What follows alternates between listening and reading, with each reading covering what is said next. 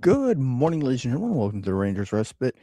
It is Friday, and that means it is time for another whiskey library review. And I lied to you again at the end of last video. At the end of Wednesday's video, I did say that I was going to be reviewing uh, McCarthy's 6-year Pedro Jimenez cask finish, and I lied. It doesn't matter because none of you stay late enough in the videos to see that. Um, so it's just sort of me being funny. But I'm looking at Oak and Grist again. Just really quick, this bottle was provided by the fine folks at Oak and Grist ahead of our interview with them, which is Thursday. Sorry, by the time you're watching this, yesterday. We're really excited about it. It's going to be a fantastic show. There will be a link in the description down below to watch it again because I genuinely believe it'll be worth the time, even though I don't know what's happened yet because obviously it hasn't happened yet. Now, before I get distracted, if you like the show, you'd like to help support it and make sure that it continues, and maybe support the Single Malt Frontier while you are at it. I am selling these ballpoint twist pens, turned from a piece of French oak barrel stave. That French oak barrel held cognac for 45 years before being used to finish a peated American single malt in the Pacific Northwest. If you know, you know. Now, let's get to the subject of today's video, which is Oak and Grist Descendent American Single Malt Whiskey. This is batch number 3, bottle number 491. Aged in new and used oak. Of course, bottle at 46.25% alcohol by volume or 92.5 proof. Now, again, this is provided to us courtesy of the fine folks at Oak and Grist for the purposes of our show on Thursday. But again, genuinely amazing stuff. Just absolutely beautiful whiskey. First of all, look at that nice, beautiful color. And it is, again, more of that like beautiful, like Speyside Scotch style.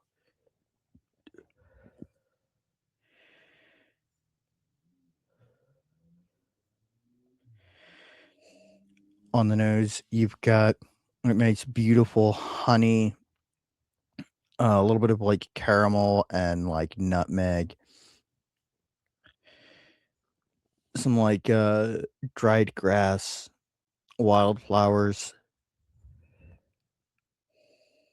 This is a very spring like whiskey to me. This whiskey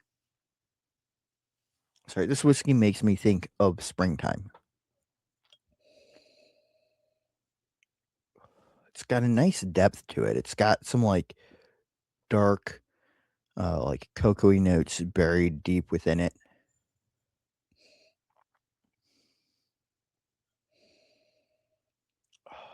Just beautiful stuff.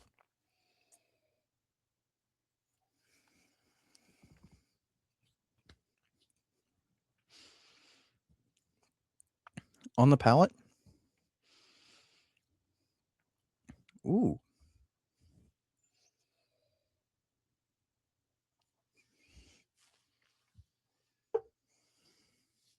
hmm.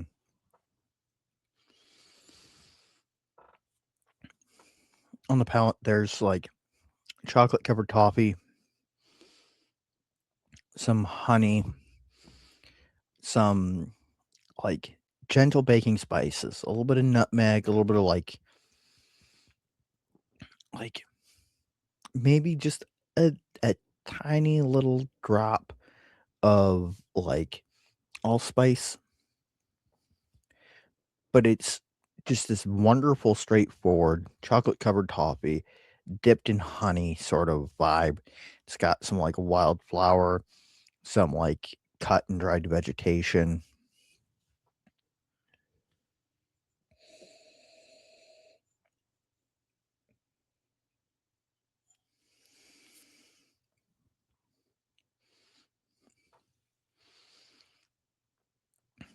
a nice oily mouthfeel.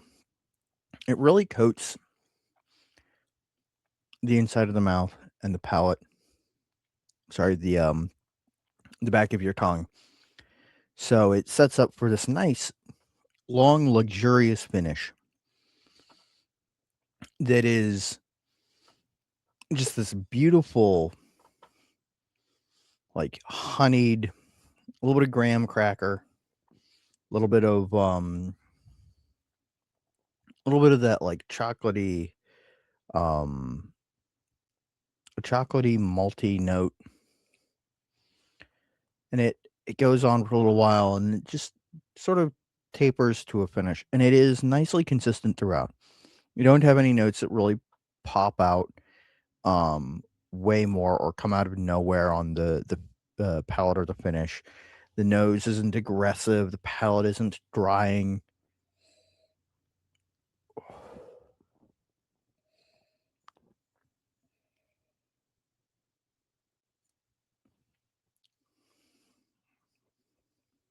Mm.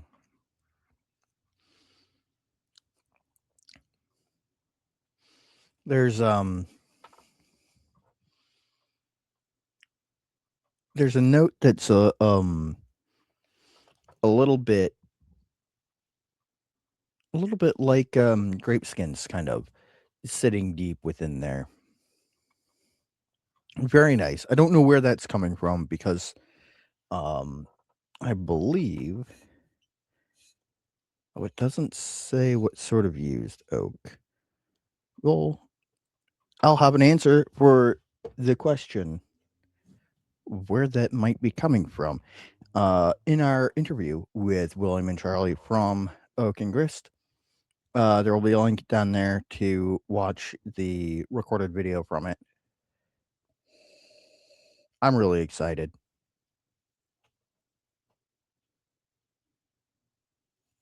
Mm. Mm. Again, very space ID vibe.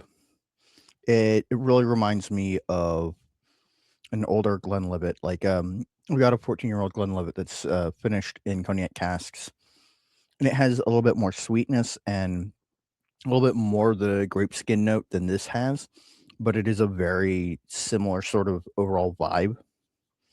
And this really does just to me really come across as if you took something in the style of Glenlivet and you upped the oak a little bit and sort of filled out the mid palate a little bit more. It is fantastic stuff. But I ask and answer three questions with every review. The first one being, do I enjoy it? Yes, I do.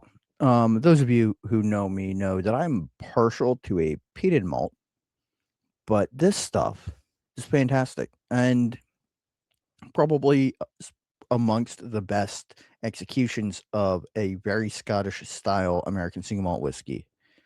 I mean, this and the Origin, also from Oak and Grist, are fantastic bottles that I recommend picking up if you ever see them anywhere. Uh, which, hey, that answers the third question. But real quick, the second question, do I think it's a good value? Absolutely. You're just not going to beat the price on either of these for a Scotch style American single malt of this quality.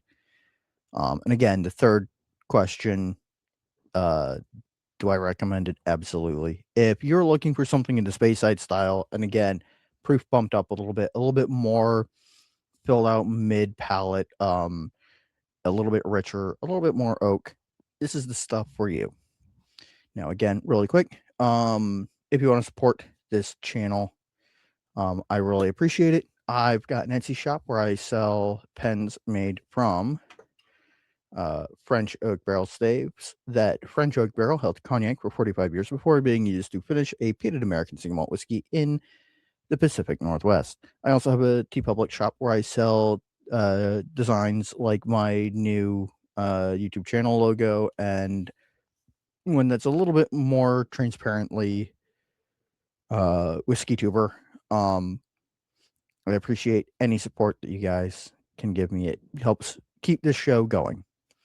Um, with all that said, let's take a look at what I'm going to be reviewing on Wednesday.